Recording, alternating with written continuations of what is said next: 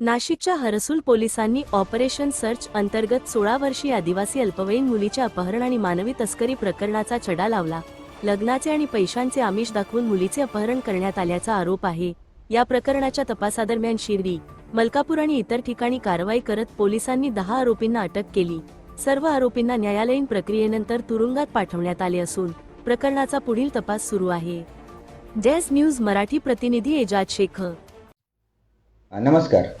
नाशिक जिल्हा ग्रामीण पोलीस दलामार्फत अल्पवयीन मुलं जे हरवलेले आहेत त्यांच्या शोधासाठी आणि त्यांच्या नातेवाईकांच्या चेहऱ्यावर हास्य फुलवण्यासाठी ऑपरेशन शोध ही मोहीम राबवण्यात आलेली होती। या मोहिमेच्या अंतर्गत हरसूल पोलीस स्टेशन एक अल्पवयीन मुलगी अचानक बेपत्ता झाल्याबाबत तक्रार प्राप्त झालेली होती। या संदर्भात आम्ही तपास केला असता याच्यातून एक आंतरजिल्हा मुलींची विक्री करणारी टोळी आम्ही उघडकीस आणलेली आहे। सदरबाबत अधिकची माहिती अशी की ही मुलगी जी गेली होती तिचा आम्ही शोध घेतला असता संगमनेर तालुक्यात ही मिळून आलेली आहे। तिच्याकडे आम्ही बाकी तपास केला असता आमच्या अशा लक्षात आले तर सर्व मुलीला कपडे आणि मोबाईलचा आमिष दाखवून आणि लग्नाचा आमिष दाखवून ची विक्री 2 लाखामध्ये संगमनेर तालुक्यात करण्यात आली होती। सदरबाबत आम्ही अधिक तपास केला असता गंगा म्हाळुंगी येथील 3 ते 4 आरोपी आहेत आणि इतर संगमनेर तालुक्यातील आरोपी आहेत। अशा आरोपींना आम्ही ताब्यात घेतलेले आहे, त्यांच्याकडे अधिक तपास करीत आहोत।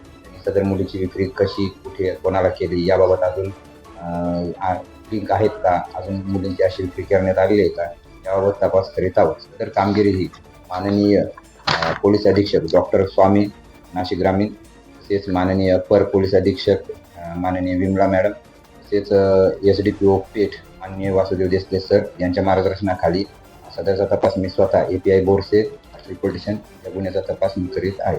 धन्यवाद।